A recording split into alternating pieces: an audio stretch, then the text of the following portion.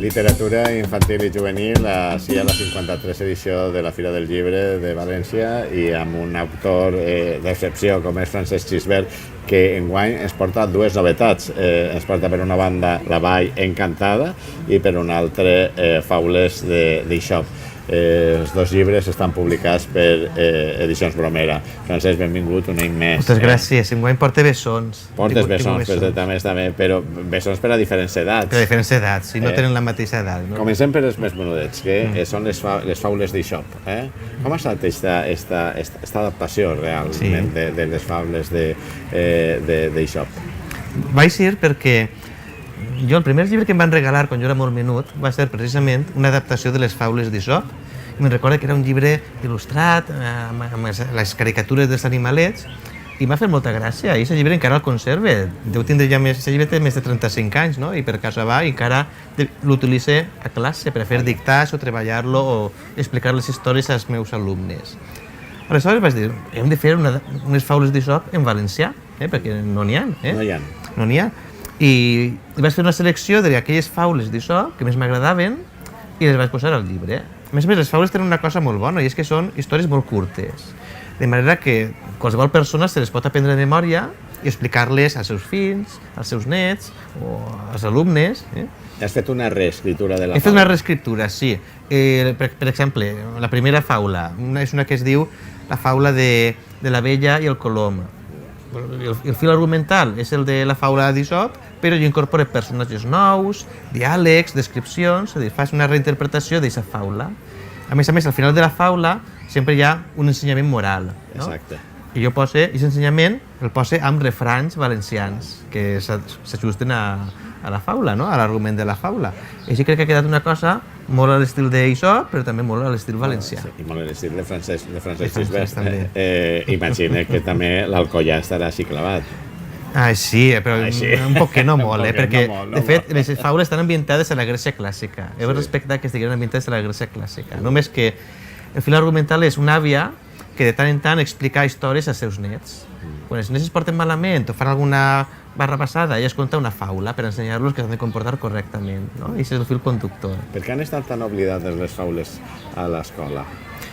Jo crec que perquè... Tu estaves dient, no estaven en català, però Iriarte ja ho va fer. Sí, no ho sé, però les faules és un recurs fonamental, perquè tenim les rondalles, tenim les llegendes, però les faules realment són moltíssimes, perquè Aesop té una barbaritat de faules, no? I a més, són aplicables a moltes situacions. Jo, per exemple, tinc faules, hi ha una faula que es diu la faula de la llengua, que s'aplica als xiquets, per exemple, que diuen paraulotes, o xiquets que parlen malament. Tu expliques aquesta faula i el xiquet ha d'entendre per què ha de parlar correctament, no?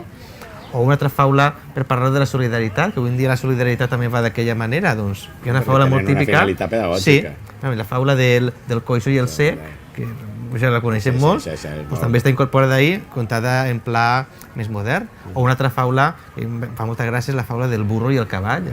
El cavall que es burlava del burro perquè anava carregat, fins que el burro va caure rebentat i al final el propietari va carregar al cavall tota la càrrega del burro. I la cigala i la formiga, que això també. D'ahir el refrany que aplica és: a qui es burla, el dimoni li furga. No hem de burlar-nos de ningú.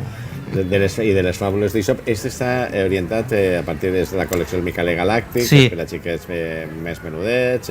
És a partir de 8 anys. De 8 anys. I ja per a més grans dins de lo que és la Vall Encantada. La Vall Encantada que entra dins de lo que és el Micaler de Port, en el qual tu també tens ja alguna que altra història. La Vall Encantada, què conta la Vall Encantada? La Vall Encantada és un llibre també un poc especial perquè és un llibre de ficció, però està ambientat a una vall que existís. A la comarca del Comtat hi ha la vall de Perputxent, i concretament hi ha un poblet molt menudet que es diu l'Orxa. Jo tinc amics de l'Orxa que fa temps que em demanaven: escolta, Francesc, perquè no és que és un llibre ambientat al nostre poble? I dic, val, escriuré un llibre ambientat al vostre poble, però no serà un llibre local, serà un llibre universal, no? I així va ser la història de la Vall Encantada, que se situa a la comarca, al castell de Perputxent, que és un castell que té fama d'estar encantat, amb una dama encantada, i el fil conductor és una llegenda valenciana que es conta per Catalunya, per Balears i per molts llocs d'Europa, però que això està un poc oblidada. És la història del cavall de foc, Segurament molts coneixereu una pel·lícula que es diu El motorista fantasma. Sí. És un motorista que va en la moto i s'encén i va buscant les ànimes en pena, no? Les ànimes dels condemnats. Doncs això ve d'una llegenda més antiga, que és la llegenda del cavall de foc, que fa el mateix. És un cavall i un genet que estan maleïts i van pel món buscant les ànimes d'aquells condemnats que tenen deutes amb el dimoni. Bé, només te faltava posar a Mari Rogers. Ja, per acabar de... Què han dit en Norja? Què han dit? Estan molt contents, sí, perquè crec que és la primera novel·la ambientada a l'Orxa, trobe, estan contents. Esta ja està ja per a xiques més grans, no? Esta és per a una miqueta més gran, sí, a partir de 10 anys, sí, ja poden llegir-se-la. Què estàs preparant ara? Doncs mira, jo quan vaig començar a escriure... Ahí, o perquè sí. On te conrees poc és en la literatura d'adults. Sí, ahí tinc alguna cosa, però no tant. De literatura d'adults, mira, enguany hem fet una nova edició de la novel·la dels lluitadors, que tu em vas entrevistar quan la vaig treure fa molts anys.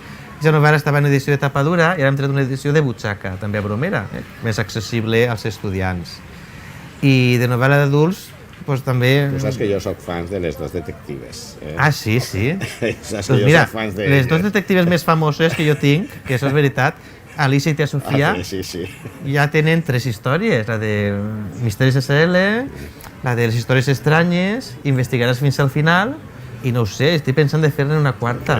Ja és tetralogia, ara que seria pentalogia, o no? Sí, seria ja una cosa... Sí. Ja ho veuríem.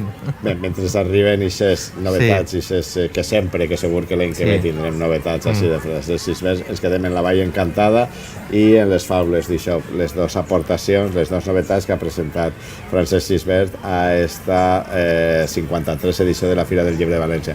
Dues novetats que han estat publicades per Edicions Bromera. Un plaer, com sempre. I com sempre, fins l'any que ve.